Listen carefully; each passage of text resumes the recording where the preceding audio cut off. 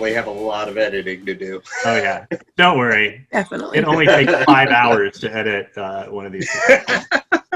And I live alone, so whatever. What else you got to do? There you go. This is why I'm doing this. I have a paid Zoom account and a lot of time on my hands. There you go. So okay. What's that, Andrea? I said the show must go on. Right? That's I mean, All that's how I got involved. Don't know how to get to the point. We're having too much fun. Yeah. Okay, so I want to hear some good stories and like what you guys remember, because I remember very little about that show. A long time ago. Because and it's not even. I was scared to death. Like all I remember looking back on that show is that how proud, that's like one of my top 3 shows as far as me being proud of what I was able to accomplish. But but that was literally the single accomplishment was memorize my lines and be able to do them on stage in front of people in like a week and a half for a 3-hour show. Very little of anything else other than carrying Davey's ass up. That was terrible. I mean, I probably have scoliosis now because of it. Carrying him, because it was like 4 steps I had to carry him up and then off. And then like come back for all the bedding that was soaked with that gross gooey blood. Goo. Yeah. I think that was corn syrup. Yeah. Yeah. I'm glad I didn't have to be involved with that. That's like the one thing I didn't have to touch in the whole show, I think. Thank you, Nicole, for actually cleaning that up. I appreciate it. Well, I appreciate you involving me in that because I would have done it because I did everything somebody told me to. So, I think we were all scared though, Shuts. I mean, it was terrifying. It was a huge show. I mean, there were. My mom found my stage management book with all the cues in it, and it's just it's astronomical, the amount of lighting and sound and special effects and shifts and changes and things. And that was intense to look at when you sent us the pictures of this. Right? That was those were only the first 3 pages of like 15 pages. It was insane, the amount of shifts and everything. And I remember being terrified, like my hands shaking. And I'm sitting over on stage right, and Shuts, you actually came up to me and we're like, hey? And I was like, no, I'm not. I'm going to, I don't know. I don't know what I'm going to do. And it was a dress rehearsal. And I said, I'm just so scared and I don't know what to do. And you just looked me dead in the eye and we're like, we are all terrified. It's going to be okay. And you gave me like this like little wink, like, it's all right, Slugger, we got this. And just walked on stage and started doing these lines you learned 20 minutes earlier. And and so we did it. And it was a pretty cool experience because being able to kind of dive into kind of the hardest show that was done on at the college for quite some time, though they had done Machina, which had I missed, but looked like it had been kind of like a big show. Which one? That was tall. Yeah. Well, Machina, I believe, was after. Machina was the following year. Yeah, because Angels was the first show I worked on. I think I was a little involved in Machina, but I know you worked on it. You had used a lot of those parts for a lot of other shows because there was so much to it, including Trojan Women. That was like my final project. That was a good one, yeah. But like, it kind of was one of those things where like once we did it, anything was kind of possible, which was really kind of cool. And I know you guys talked about this and when the actors were talking about like the gay Fantasia and how actually like we didn't think anything wasn't off, it wasn't allowed. Like we could do anything. And I kind of feel like that kind of gave the scenic department and stage department and lighting department kind of free reign that we could kind of do anything too. And that was really cool.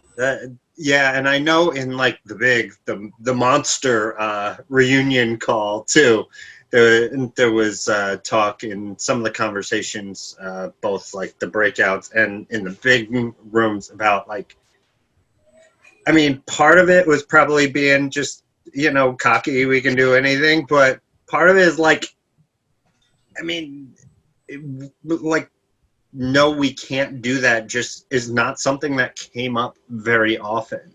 That's true. And if somebody said, no, you can't do that, it was never actually a no. It was, okay, let's figure out how to do that because they said we can't. So there's probably a little kind of dickish factor to it too. But I mean, it's crazy. And it's there have been many times throughout my life since then. I mean, I did work in theater and television and events for a while as a set designer. But when I moved on from there, I remember with other stuff I was doing, I was like hitting a wall or feeling overwhelmed. And like, I was the only one who would just, throw everything I got at trying to figure something out. And I'm just find myself like, I need another theater person. like I just need one because we just didn't say no. Like that just wasn't really an option. It was, how can we make this happen? Well, I mean, it's all that improv that gets drilled into our heads, whether you're on stage or not. The answer is always yes. You never say no. So yeah. Sometimes it's maybe and it turns into a no, but for the most part we try to make it through. Yeah. Copans, saying that it kind of, that attitude bled over. I know that with my two main professional jobs, a lot of event management has been kind of what I've gotten into, and very large scale events. And to me, it's just like putting on a show. And, oh, Ambassador, you want this? Everyone's like, there's no way we can do that. Like, I think we could figure out a way to deliver what they mean. And I ran into an embassy that was spending like $132,000 on a 4th of July event, but only fundraising. They fundraise to put this on. No tax dollars pay for these events. But they were only fundraising $88,000. So over time, the account that they had for this event every year just kept dwindling. And I show up and somebody knew me from like before, and was like, okay, Schutz should take over this event. And the first thing I did is I look at all the bids, robotic lights all over the place because it's an outdoor nighttime event. I'm like, no one needs any robotic lights for this. And I'm like, you need park hands. Like I just start going down, this is what you need. And was able to get the budget down to 88. And then the second year I did it, I took over fundraising as well and got fundraising up to 165 and the bottom line to 188. And everyone was like, the 188, they thought we spent more money because it became more elegant because we cut out all the bullshit because we didn't need it there. And it looked better. Yeah. Sorry. No. Yeah, go ahead. Move on. I'll let you move on. We could go for hours. Right. But, yeah. Well, and I just another quick story is that when I was 24, I was hired to direct a fall production at a high school in Georgia. And we were going to do Don't Drink the Water, which is a Woody Allen show. And I don't know if you guys know anything about it, but it takes place in a U.S. embassy. And at one point in time, a bomb is thrown into the embassy that needs defusing. And about a week and a half, and there's also like a sheik that comes in at some point. comedy. 1 week after because it's an embassy. You can't have an embassy without a sheik somehow. Right. Like the sheik has to visit. Yeah, a week and a half after casting was 9/11. Oh, no. Yeah. Let's just say, so I stayed in contact with with a number of the kids that were in that show. One of the guys is props master or assistant props master for Stranger Things. And I was talking to him not too long ago. And they're just like, that show proved that we had we could do anything. Like they were echoing some of the same thing that everybody else was saying, because I was like, we have one of two things that we can do right now. One, we ditch the show and find something else, or we move forward. And I let the kids vote, and we moved forward. I was like, okay, if we move forward, there's some things we have to do. Like this bomb scene is not going to work. It's too soon. And we did it. We did the scene as written, except for we used a can of lima beans instead. And instead of, there was, Woody Allen is going to hate me. I remember. He might love it. He might love it. Actually love He's it. a weird dude. He might be all about it. So I know exactly where I was when I was driving, and I was just like, I hadn't slept in 3 days because I'm like, how are we going to do this scene? And all of a sudden it was like, lima beans are funny. And there's an embassy chef character. So we kind of do this Zach Morris timeout and replace a bomb, and we acknowledge that it's too soon, and we switch it out to a can of lima beans. It gets thrown in, and everyone starts saying, blah, blah, blah, blah. And we have this one character go, can of lima beans. Chef comes out with a electric can opener, and because it's a high school stage, there's a plug right there in the middle of the stage. Plugs it in, and everyone just does this as they watch the can go, and it pops, and it's people were wetting themselves, like probably not literally, but the reaction we had from the audience, it was just like, we didn't stray that far from the script, but we certainly figured out a way to do it without, like, it would have been too much. Yeah, if we had done it straight out. I bet the audience really appreciated that too. Well, and we had some parents contact me about how nice it was to finally like laugh again, because it was only November. It was only like 2 months later, but it was nice. And so yeah, we're having a 20-year reunion next year with that cast, which is crazy. That's awesome. About it. Anyway, back to Angels in America and the great work you guys did on that show. And I do appreciate the fact that Fisher, you actually watched the first episode all the way through, that long episode. The whole thing. I loved it. Actually, my husband was really excited because it was a long time ago. And I always kind of refer to the person that I used to be, because moving so much with the military, I kind of have to reinvent myself every single time we move.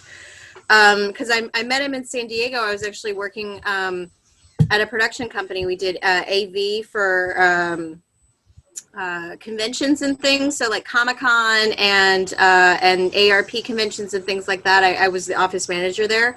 And like just when I met him, the economy took a crash, and I lost my job.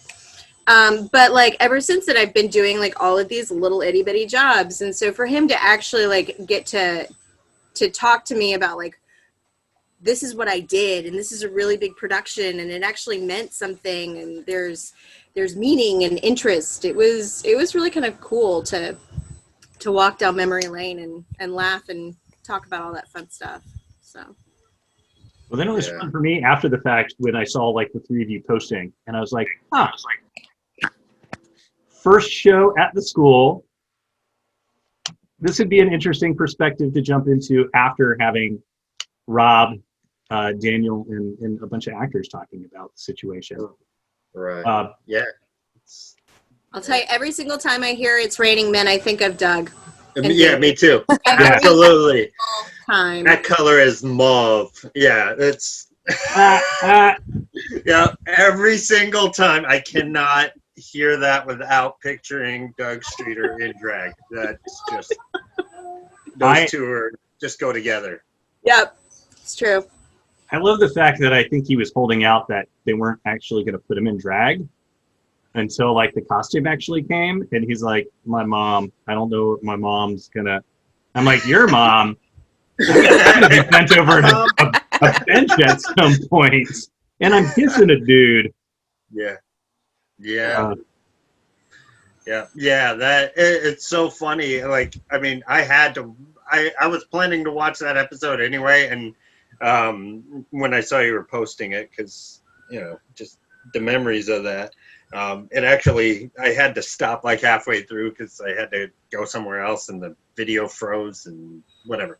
But obviously, when you mentioned something that I had said on it, and I just needed to know what it was too. It was like I completely forgot about that, and as soon as I heard it, I just like remembered it like it just happened. It was.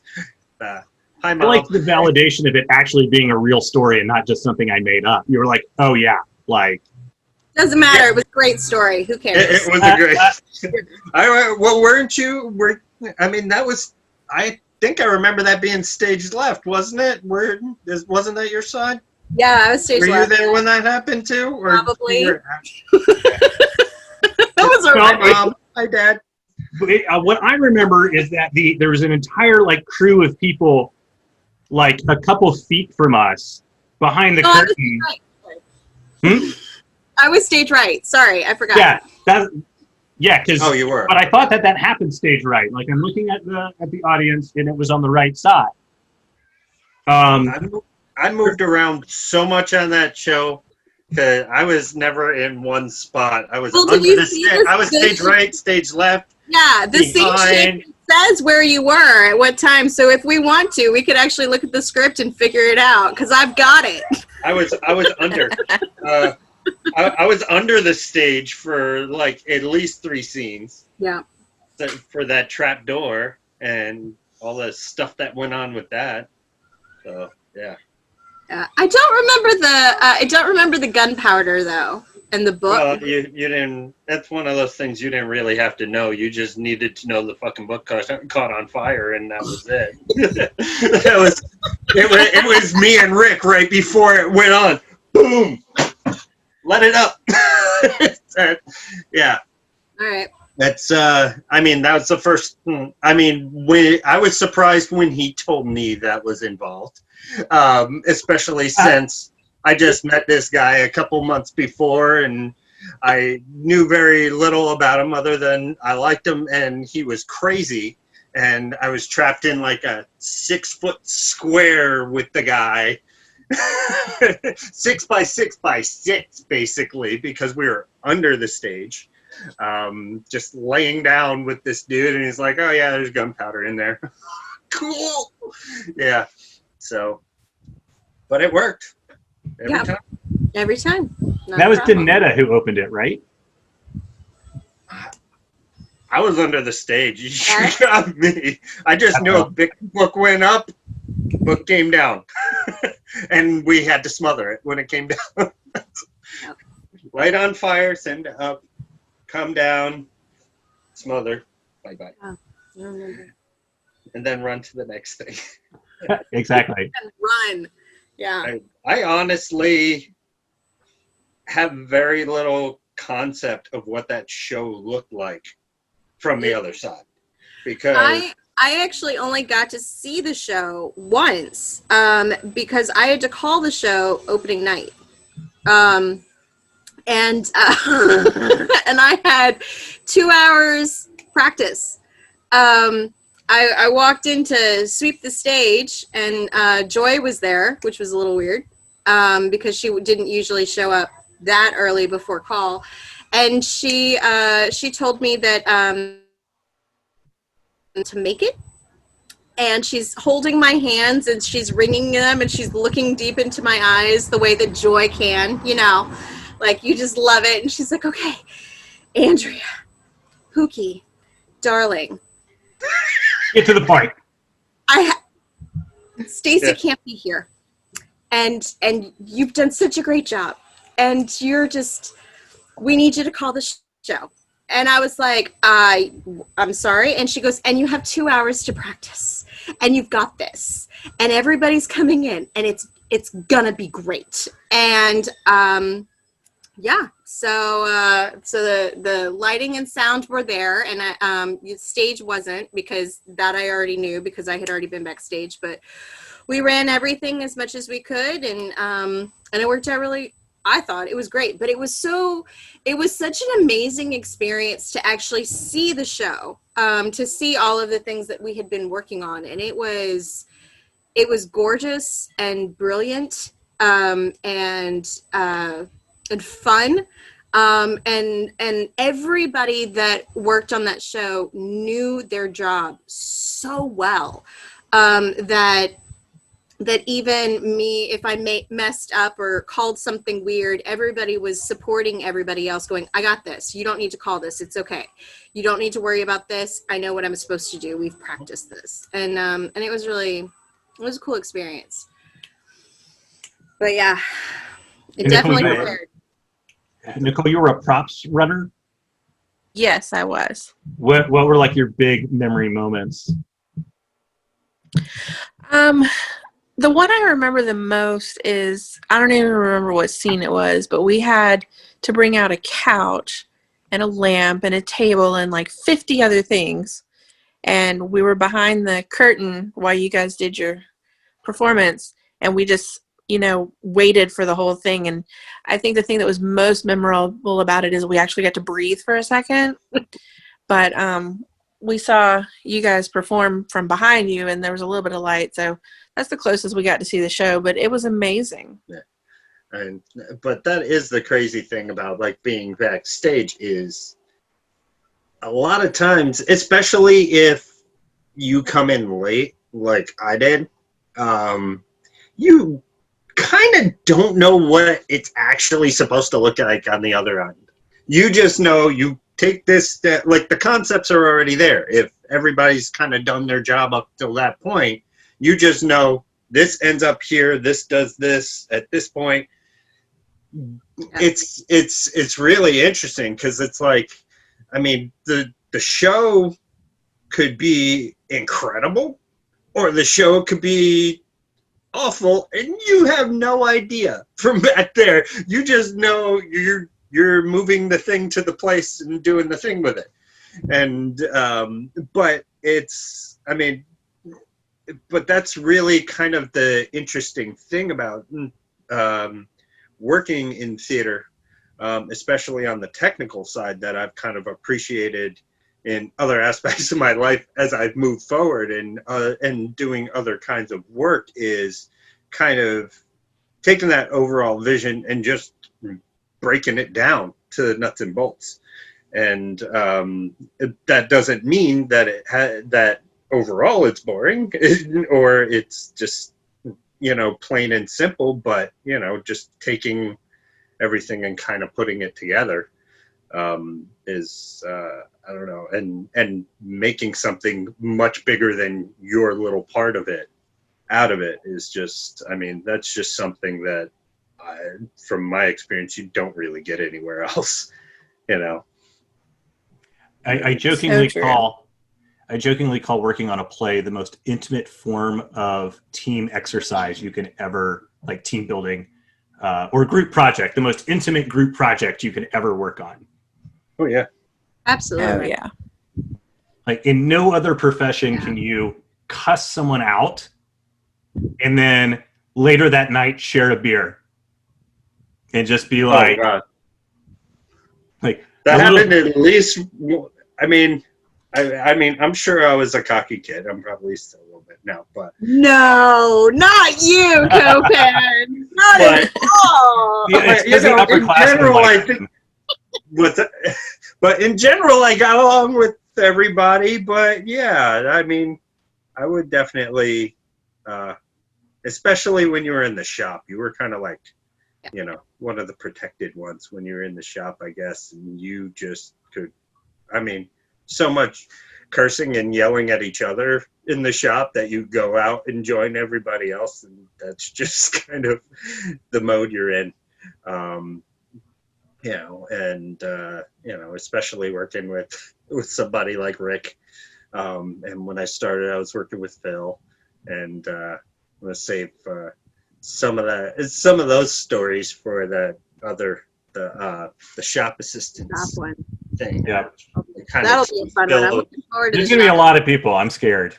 Yeah. Yeah, and there's you're gonna have to bleep a lot. Your editing's going to take hours. There's no the FCC doesn't have anything over me. Hey. No, nothing on YouTube or yeah, whatever. Okay. I mean, this is life, right? Well, fuck it then. All right. Lord knows I curse in front of my kids, but then again,